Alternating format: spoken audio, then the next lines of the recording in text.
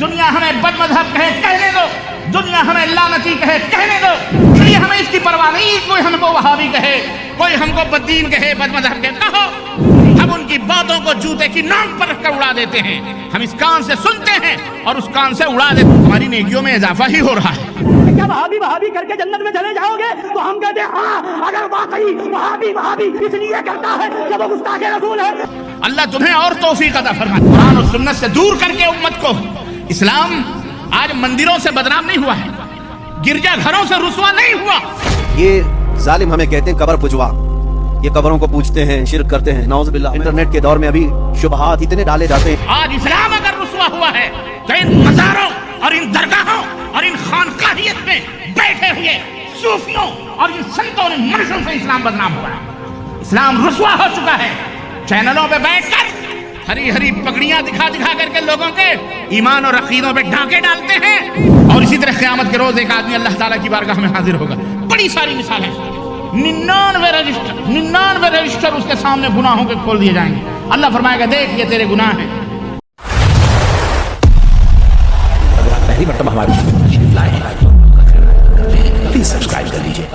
رسول اکرم صلی اللہ علیہ وسلم نے ارشاد فرمایا کہ ایمان کی 70 سے زیادہ شاخیں ہیں، ان میں سب سے افضل جو شاخ ہے وہ کیا ہے؟ لا الہ الا اللہ، اللہ کے سوا کوئی معبود برحق نہیں۔ یہ حدیث صحیح بخاری کے اندر موجود ہے۔ تو ایمان کی بنیاد کلمہ توحید ہے۔ ایمان کی بنیاد کس کے اوپر ہے؟ ایمان کی اساس اور ایمان کی بنیاد کلمہ توحید ہے۔ اور اعمال صالحہ سے کیا مراد ہے؟ اعمال صالحہ سے مراد وہ اعمال ہیں، غور سے سننا ذرا، یہ ہے فرق دین اسلام کا اور یہ ہے فرق دین خانقاہیت۔ خانقاہی دین اور دین اسلام دونوں میں فرق میں آپ کو بتلانا چاہوں گا۔ اور دنیا ہمیں چور کہے کہنے دو، دنیا ہمیں ڈاکو کہے کہنے دو، دنیا ہمیں بد مذہب کہے کہنے دو، دنیا ہمیں لعنتی کہے کہنے دو، ہمیں شمع برابر بھی ہم ان کی باتوں کو جوتے کی ناک پر رکھ کر اڑا دیتے ہیں، ہم اس کان سے سنتے ہیں اور اس کان سے اڑا دیتے ہیں، اس لیے ہمیں اس کی پرواہ نہیں، کوئی ہم کو وہابی کہے، کوئی ہم کو بددین کہے، بد مذہب کہے، کہو، ہماری نیکیوں میں اضافہ ہی ہو رہا ہے۔ اگر واقعی وہابی اس لیے کرتا ہے کہ وہ گستاخ رسول ہے تو یہ عشق رسول ہے، اور یہ ایسا عشق ہے کہ اس کی بنیاد پر بخشش ہو جائے گی۔ اللہ تمہیں اور توفیق عطا فرمائے، گالیاں دی، اللہ تمہیں اور گالیاں دینے کی توفیق عطا فرمائے۔ ہمیں اس کی پرواہ نہیں کہ تم ہمیں گالیاں دیتے ہو یا ہمارے خلاف پرچیاں کٹواؤ گے یا عدالتوں میں جا کے مائی باپ کہہ کر کے اپنی گند ہمارے اوپر تھوپو گے۔ تمہیں تو اتنے بھائی شعور نہیں، مکر اور فریب کے وہ دجل کے تم ایسے ملغوبے ہو کہ آج دنیا میں تم بے نقاب ہو چکے ہو۔ آج اے باطل پرستو، اے خانقاہیت کے پردوں میں چھپے ہوئے سبائی اور سبائیت زدہ لوگوں اور عبداللہ ابن سبا کی جائز اولاد، سنو، تمہارا چہرہ واضح ہو چکا ہے دنیا کے سامنے، بلبلا رہے ہو تم۔ اب تم اپنی خانقاہوں میں بیٹھ کر تم نہ جانے کیسی باتیں کر رہے ہو، لیکن نہیں، قیامت تک ہم تمہارا پیچھا چھوڑیں گے نہیں، ہم تمہارا پیچھا قیامت تک۔ تم نے ہمارے اسلام کو بدنام کرنے کی کوشش کی۔ میرے عزیزو، قرآن اور سنت سے دور کر کے امت کو، اسلام آج مندروں سے بدنام نہیں ہوا ہے، گرجا گھروں سے رسوا نہیں ہوا۔ آج اسلام اگر رسوا ہوا ہے تو ان مزاروں اور ان درگاہوں اور ان خانقاہیت میں بیٹھے ہوئے صوفیوں اور ان سنتوں اور ان منشوں سے اسلام بدنام ہوا ہے۔ اسلام رسوا ہو چکا ہے۔ چینلوں پہ بیٹھ کر ہری ہری پگڑیاں دکھا دکھا کر کے لوگوں کے ایمان اور عقیدوں پہ ڈاکے ڈالتے ہیں، داڑھیاں لہرا کر سنت رسول میٹھی میٹھی سنت سنی چور، اور وہ بھی بیٹھ کر کے شاہانہ طور پر۔ اللہ تعالیٰ سے ہم صرف یہ دعا کریں گے، اے اللہ انہیں ہدایت عطا فرما۔ تو اے مسلمانوں، یہ جو کانفرنسیں ہو رہی ہیں، یہ جو دروس اور محاضرات ہو رہے ہیں، یہ جو تمام سب چیزیں بندوبست اور علماء آتے ہیں، یہ علماء کیوں آتے ہیں؟ اسی بیداری پیدا کرنے کے لیے، حقائق کو سمجھنے کی کوشش کرو۔ آج ہماری اتنی جدوجہد نہیں ہے جتنے تیزی اور تیزی رفتار سے جناب علی یہ باطل پرست اپنی دعوتوں کو پھیلا رہے ہیں۔ ہم نے سال میں ایک دفعہ کانفرنس کر لی، یہاں 24 گھنٹے ٹیلی ویژن چینلوں کے اوپر لوگ بیٹھ کے کفر بانٹ رہے ہیں۔ سنو، سب سے پہلے عمل نہیں پوچھا جائے گا، مرنے کے بعد جیسے ہی قبر میں داخل ہوگے 3 باتوں کا سوال ہوگا، اور یہ تینوں چیزیں عقیدے سے متعلق ہیں۔ اسی لیے ہم عقیدے کے اوپر زیادہ زور دیتے ہیں۔ نماز پر ہم بعد میں باتیں کرتے ہیں، روزے پر ہم بعد میں باتیں کرتے ہیں، ہم نے نماز کے نام کی کوئی ٹیم نہیں بنائی. عقیدہ توحید مرنے کے بعد قبر کے اندر یہیں سے سٹارٹنگ ہوگی اور یہیں سے سوال ہوگا. عقیدہ توحید مضبوط ہوگا, مکمل ہوگا, صحیح ہوگا. عملی کوتاہیاں, وہ غفور الرحیم ہے, وہ معاف کرنے والا ہے. اللہ اکبر. اور میں بھی بتاتا ہوں میرے عزیزو, وہ معاف کرنے والا ہے, اس کی معافی ہو سکتی ہے, لیکن عقیدے کی بگاڑ, عقیدے کے اندر غلطی, کافرانہ, ملحدانہ اور اسی طرح مشرکانہ اور یا توحید میں شرک کی آمیزش والے خیالات اور نظریات, یہ بغیر توبہ کے کبھی معاف نہیں ہوں گے. ہاں, خانقاہیت والا اسلام, ابھی بتاؤں گا کہ خانقاہیت میں کیا کیا ہوتا ہے. بہت ساری باتیں ہیں. اللہ رب العزت شرک کی مذمت میں قرآن کریم میں بہت ساری آیتیں بیان فرمائیں. ایک آیت کریم ہے, یہ بھی سنیے. اللہ فرماتا وَلَقَدْ أُوحِيَ إِلَيْكَ وَإِلَى الَّذِينَ مِنْ قَبْلِكَ لَئِنْ أَشْرَكْتَ لَيَحْبَطَنَّ عَمْلُكَ وَلَتَكُونَنَّ مِنَ الْخَاسِرِينَ. اے میرے حبیب, اے میرے نبی, اے میرے رسول, آپ کو بھی یہ بات وحی کی جا رہی ہے اور آپ سے پہلے جتنے لوگ تھے ان کو بھی یہ بات ہم نے واضح طور پر بتلا دی ہے وحی کے ذریعے سے کہ اگر آپ نے بھی شرک کیا, اے نبی اگر آپ نے بھی شرک کیا تو آپ کے بھی اعمال ضائع اور برباد ہو جائیں گے اور آپ گھاٹا اٹھانے والوں میں سے.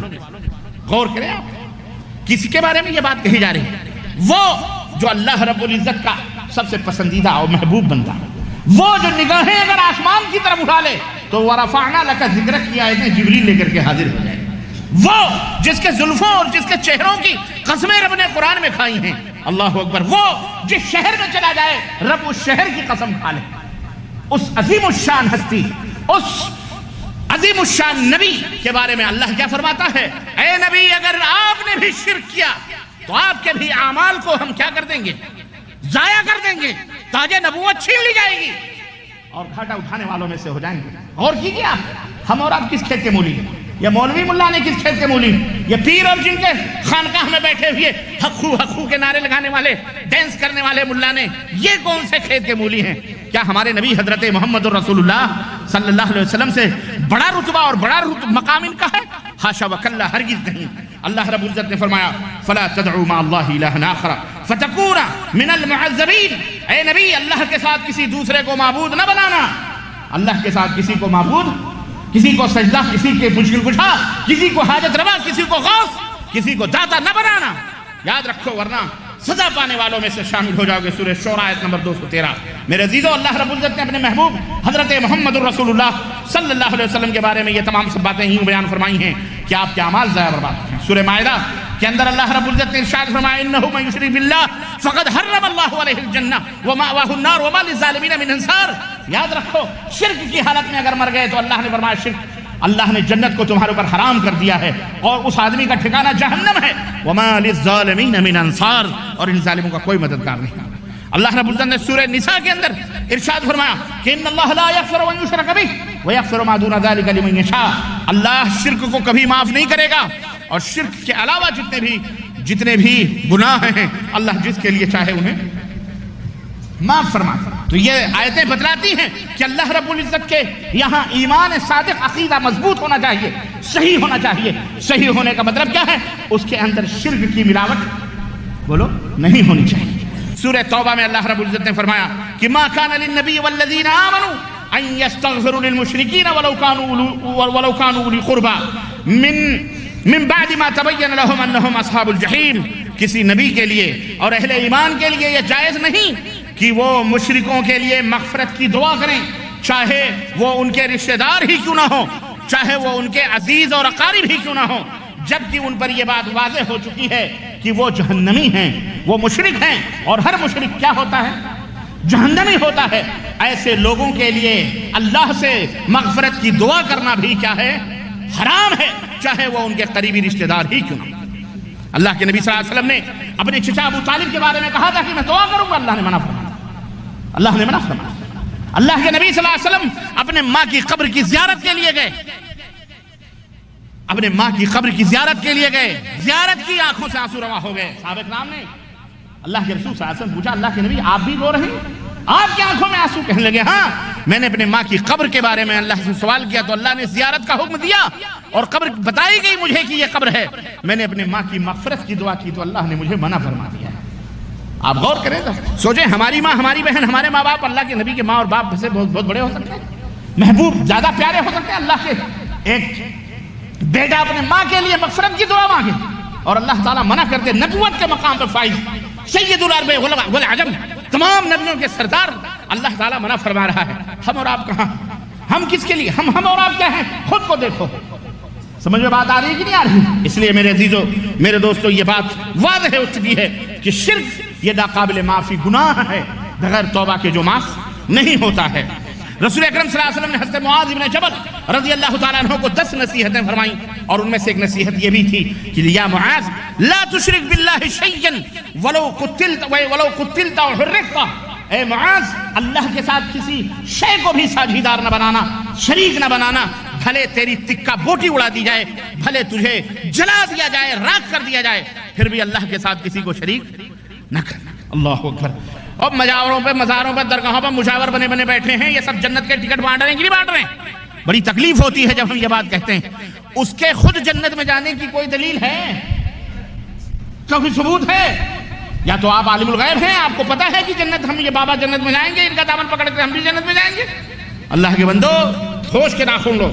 رسول اکرم صلی اللہ علیہ وسلم کے چچا کون نہیں جانتا کہ انہوں نے نبی کریم صلی اللہ علیہ وسلم کے لیے کتنی قربانیاں دی. لیکن اللہ اکبر کتنی جہاں کہیں بھی کوئی مصیبت کی گھڑی آتی تھی دیوار بن کے کھڑے ہو جاتے تھے. لیکن نتیجہ کیا ہوا؟ نتیجہ کیا ہوا؟ اللہ کے نبی سے پوچھا گیا کہ آپ کی محبتوں نے انہیں کوئی فائدہ پہنچایا؟ اللہ کے نبی نے فرمایا کہ جہنم میں ہلکا عذاب دیا جا رہا ہے، انگاروں کے جوتے پہنائے گئے ہیں جس کے شعلے ان کے کھوپڑیوں سے باہر نکلے. کس کی بات آپ کر رہے ہیں؟ شرک ایک ایسا گناہ ہے جو اللہ رب العزت کبھی معاف نہیں کرنے والا ہے. عبداللہ ابن چٹان مکے کا بہت بڑا سخی آدمی، ام المومنین عائشہ صدیقہ رضی اللہ تعالیٰ عنہ کا اللہ کے نبی یہ سارے حاجیوں کو کھانا کھلانا پانی پلانا اس کا کام ہوتا تھا. اللہ کے نبی بہت بڑا سخی تھا. آپ فرمائیں کہ وہ جنتی ہے یا جہنمی؟ آپ نے فرمایا وہ جہنم میں ہے، کیونکہ وہ اللہ کے ساتھ شرک کیا کرتا ہے. اس نے کبھی یہ نہیں کہا اللہ مجھے معاف کر. اللہ کو اس نے نہیں پکارا، اللہ کے سوا غیروں کے سامنے فریادیں کرتا رہا. اللہ اکبر. اللہ کے رسول صلی اللہ علیہ وسلم نے فرمایا کہ جس نے لا الہ الا اللہ کا اقرار کر لیا وہ جنت میں داخل ہوگا. صحابہ کرام رضوان اللہ علیہم نے کہا وَإِن زَنَا وَإِن سَرَقَ یا رسول اللہ. اللہ کے نبی چاہے وہ زنا کرے چاہے وہ چوری کرے پھر بھی اللہ کے رسول صلی اللہ علیہ وسلم نے فرمایا ہاں وَإِن زَنَا وَإِن سَرَقَ، بھلے وہ چوری کرے بھلے وہ زنا کرے پھر بھی وہ جنت میں داخل ہوگا. اللہ اکبر. یہ روایت صحیح مسلم کے اندر ہے. 3 مرتبہ آپ نے فرمایا. یہ کس کا ہے؟ یہ کس کی برکت ہے بتاؤ؟ توحید کی برکت. توحید کی برکت ہے. اور اسی طرح قیامت کے روز ایک آدمی اللہ تعالیٰ کی بارگاہ میں حاضر ہوگا. بڑی ساری مثال ہیں. 99 رجسٹر اس کے سامنے گناہوں کے کھول دیے جائیں گے. اللہ فرمائے گا دیکھ یہ تیرے گناہ ہیں. تو نے کوئی نیکی کا کام کیا؟ اس نے کہا مجھے پتہ ہی نہیں میں نے نیکی کا کام نہیں کیا ہے. اللہ کے رسول اللہ کے نبی فرماتے اللہ فرمائے گا جا میزان کی طرف جا، جہاں نام اعمال تولے جا رہے ہیں اس کی ساری برائیاں ترازو کے ایک پلڑے پر رکھ دی جائیں گی. برائیوں کا پلڑا بھاری ہو جائے گا، نیکیوں کا پلڑا اٹھ جائے گا، کچھ نہیں رہے گا. ایک نیکی اٹھا کر اس کے اوپر رکھی جائے گی، وہ ایسی عظیم نیکی ہوگی کہ اس نیکی کے رکھنے کے بعد برائیوں کا پلڑا اوپر ہو جائے گا، نیکیوں کا پلڑا بھاری ہو جائے گا. وہ کہے گا اے بار الہ یہ کون سی نیکی ہے کہ جس نے آتے ہی برائیوں کو ہلکا کر دیا نیکیوں کو بڑا کر دیا. اللہ فرمائے گا یہ وہ توحید کی نیکی ہے کہ جب تم نے کہا تھا اشہدو ان لا الہ الا اللہ واشہدو ان محمد رسول اللہ دنیا میں، پھر میرے ساتھ تو نے کسی کو شریک نہیں ٹھہرایا تھا. آج وہی توحید کا کلمہ ہے کہ ساری برائیاں تیری میں نے معاف کر دی اور تیرے اس کلمے کی برکت سے میں نے تیرے اوپر جنت کو واجب کیا. یہ توحید کی برکت. ہم اس کی دعوت دیتے ہیں، آپ کو خوشخبری سناتے ہیں، مزدہ سناتے ہیں. آؤ اس دین کے اندر آؤ.